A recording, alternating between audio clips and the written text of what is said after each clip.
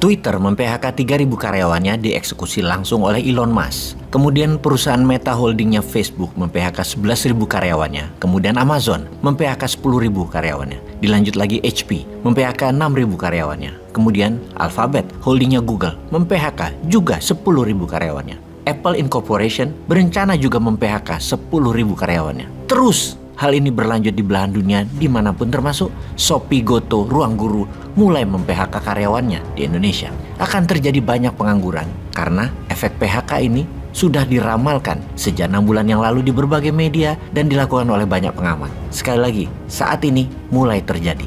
Diingatkan ya katanya baru mulai terjadi, ini baru awal. Badai PHK akan terus berlanjut ke bidang lain. Kalau ini awalnya adalah high-tech startup company, maka sebentar lagi adalah sektor komoditi. Kita ingatkan lagi apa yang akan terjadi di Indonesia, yang mana hal ini akan berdampak cukup parah kalau terjadi tanpa kita persiapkan langkah antisipasinya. Selain perpanjangan jabatan dan menunda pemilu, harus ada cara lain. Nggak keren sih sebenarnya perpanjangan itu, tapi ya udah, karena nyampenya segitu, ya monggo dilanjut. Salah satunya adalah terjadinya deflasi, bukan inflasi seperti yang diramalkan banyak pengamat. Sungguh, inflasi tidak perlu ditakutkan. Inflasi ditakutkan kalau negaranya tidak ada produksi untuk pemenuhan kebutuhan dasar rumah tangga. Kunci yang penting adalah kata tidak ada produksi. Seperti sekarang kebanyakan impor, bergantung pada Tiongkok. Katakanlah misalnya ya, kalau kenapa kita tidak takut pada inflasi.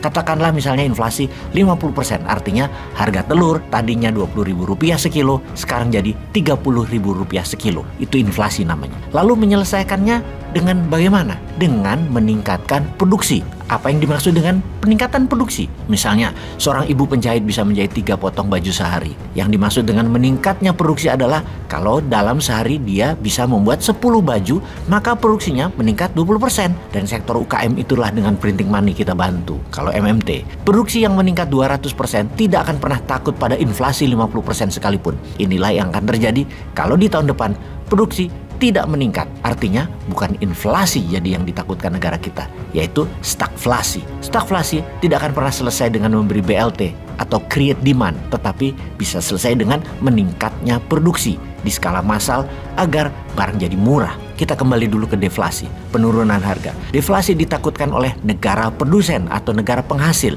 Indonesia akan inflasi di sektor retail dan kebutuhan harian, namun akan deflasi di sisi komoditi karena Indonesia produsen komoditi. Ini berbahaya sekali. Kita uraikan dulu agar terjadi kesepahaman di dalam melihat jumlah uang di Indonesia atau GDP nasional Indonesia dalam 1 tahun, yaitu sekitar 16.000 triliun rupiah. Yang 2.500 adalah APBN, yang 10.000 triliun adalah uang yang dipegang pengusaha besar atau para konglomerat, dan yang 3.500 triliun adalah uang beredar di kalangan UKM yang sejumlah 97% manusia Indonesia bergantung kepadanya. Sudah 7 presiden jaraknya ya begitu, ditambah jabatan 2 kali lagi ya juga akan begitu, karena mazhabnya sama, cara ngelola ekonominya sama. Yang beda mazhab aliran ekonominya yang paling telak hanya MMT-nya Newmind, di mana idealnya angka tersebut adalah 10.000 triliun APBN, 10.000 triliun rupiah adalah untuk oligar, dan 10.000 triliun rupiah untuk UKM. Kue ekonomi dibagi rata. Asing hanya mitra dari oligar dan UKM yang sifatnya minoritas.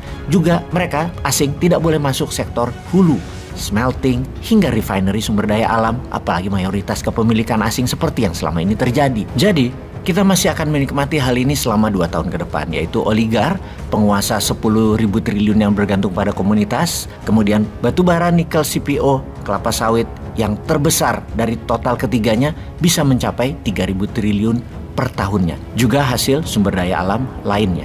Kita semua tahu apa yang akan terjadi pada nikel di tahun 2023-2024, yaitu nikel akan oversupply. Di mana saat ini sudah oversupply. Barang itu menumpuk 90%-nya di Tiongkok, namun kebutuhan akan nikel terasa mulai menurun saat ini. Batu bara terlihat naik permintaannya saat ini, namun hanya sementara karena selama musim dingin Eropa saja kebutuhan meningkat karena efek gas Rusia. Menjelang bulan Maret 2023 ke sana, harga batu bara akan menukik tajam karena oversupply. Begitu juga sawit, harganya akan menurun karena kebutuhan dunia akan minyak nabati sudah banyak disolusikan oleh negara lain dengan corn oil, sunflower oil, dan lain sebagainya. Turunnya harga komoditi itulah deflasi yang kita takutkan karena berimbas ke para pengusaha atas kaum elit. Mereka penggerak roda 70% ekonomi. Benar, UKM adalah pahlawan ekonomi. Di kelas 3.500 triliun uang akan beredar tetap berada di sana dan dibantu elit. Namun ketika elit kena imbas hingga 30% turun atau 30% deflasi, yang terpukul telak ya tetap orang bawah. Kembali ke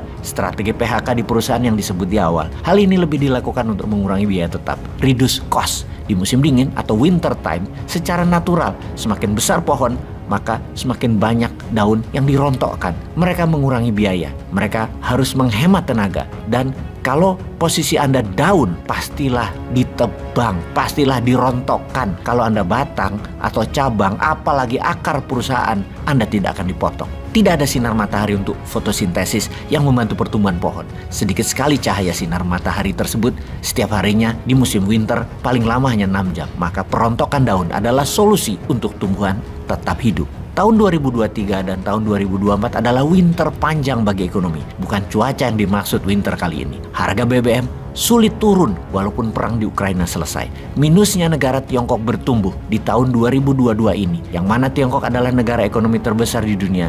Negara kakak tertuanya Indonesia. Yang Indonesia menggantungkan trading terbanyak dengan Tiongkok adalah hal yang perlu diwaspadai. Kedepan PHK akan terus bertambah. Berhematlah sahabat dan berani ambil peluang. Tahun 2024 untuk sesuatu yang baru harus dilakukan. Jangan biarkan tidak ada perubahan terjadi.